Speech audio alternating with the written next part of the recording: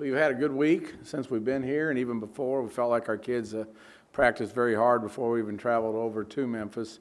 It's been a lot of fun watching early on in the bowl prep. Obviously, you play some of the younger guys to see them. We hadn't been able to see them throughout the season, some of the red shirts. But as we approached the game, our kids have had a real professional attitude as we've worked through it. Once we got over here, we've had a normal Tuesday workout over at Rhodes, which was good, real physical day for us, and worked a lot of our base runs and stuff. And yesterday was a third down red zone day for us, and the kids did a real nice job of that. And today you just kind of clean it all up, find out really what you want to call and what you want to get into. And the boys had a good attitude. We got up early this morning, got them up, 7 o'clock meetings. They don't always like that. Some of their eyes were shutting, but we fired them up and got them going, and real pleased with how the practice went today. We'll go back over here as an offensive staff and watch it when we get out of here, but I don't remember a lot of mental mistakes. I think our kids are ready and excited to play a football game, and can't wait to get to Friday. Be a lot of fun.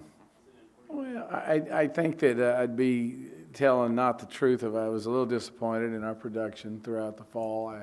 And that as a play caller and as a coordinator, that burden lies with me, and it always has, always will. And I carry that with me every day of my life as a play caller. You always want to, you feel obligated to those kids to put them in better positions to score more points, and obviously that's my job to do that. So 5 of the times this year we didn't get that done. So you always feel like you're failing when those things take place. So there's been a lot of reflection from my part throughout the season, and particularly after the season, and in bowl preparation of what we could have done better, what we should have done better, and that'll continue through the off season. With Coach Smart and I get a chance to sit down and visit even more about the direction, what we want to do.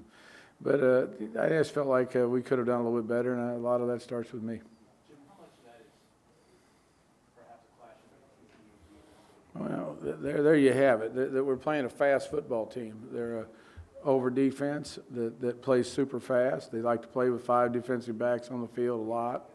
The young man that we were just at the banquet with, that's a 4.0 graduate student, the Caraway kid, is an outstanding player. And you can tell he's the alpha dog out there. When things aren't going right, somebody will be screaming on the film, and you can see it'll be him. He's a good football player, and we've got to be aware of where he's at all the time.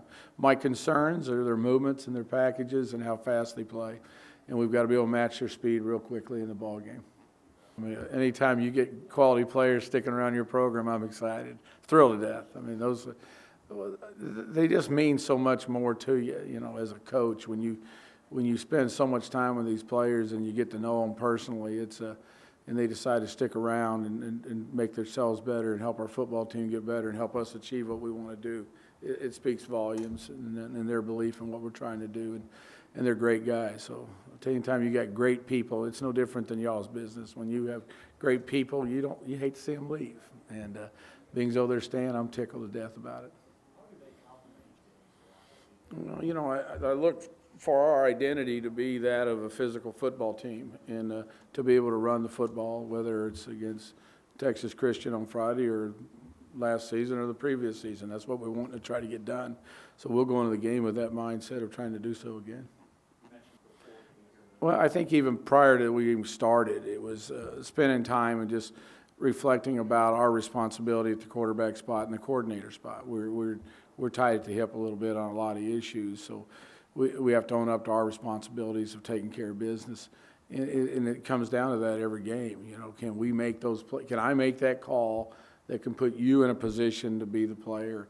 And just those conversations that take place there in those offices that between Jacob and I, and we have a really good relationship, and I feel real comfortable with that, in his development, and me being able to get after him a little bit, and him knowing that it's not personal. I mean, he needs to understand that I do love him, I do care a lot about him, but at the same time, he's the quarterback and got to play good. And I think it's been good to set back for him to breathe a little bit and let's get ready to play another ball game. He's been able to watch all that last season and spend a little time with his own growth and development. So I look forward to watching him play on Friday. Thank you, Jim. You bet. Thanks for having me, guys.